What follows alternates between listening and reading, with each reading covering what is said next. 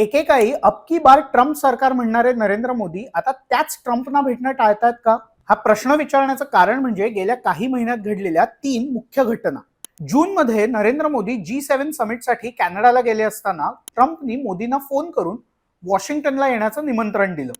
पण आपले शेड्यूल्ड कार्यक्रम असल्याचं सांगून मोदींनी अमेरिकेला जाणं टाळलं. तर ऑक्टोबरच्या सुरुवातीला इजिप्तमध्ये भरलेल्या गाझा पीस समिटचं प्राईम मिनिस्टरना इन्व्हिटेशन असूनही भारत सरकारने आपला रिप्रेझेंटेटिव्ह तिथे पाठवला. आणि आता कोलालंपूरच्या आसियान समिटचं इन्व्हिटेशन असूनही मोदींनी तिथे प्रत्यक्ष जाणं टाळलंय. या सगळ्यात एक कॉमन लिंक म्हणजे डोनाल्ड ट्रम्प. ऑपरेशन सिंदूर झाल्यापासून निदान 40 वेळा ट्रम्प यांनी भारत पाकिस्तान युद्ध थांबवल्याचा दावा केलाय, जो की भारताला अजिबातच मान्य नाही. मोदी आणि पाकिस्तानचे आसिम मुनीर यांना समोर आणून फोटो ऑप करण्याची ट्रम्प यांची इच्छा आहे असं भारताला वाटतंय आणि भारताला तेच नेमकं टाळायचंय. दुसऱ्या बाजूला अमेरिकेच्या फायद्याचं ट्रेड डील करण्याचा अमेरिकेचा भारतावर दबाव आहे.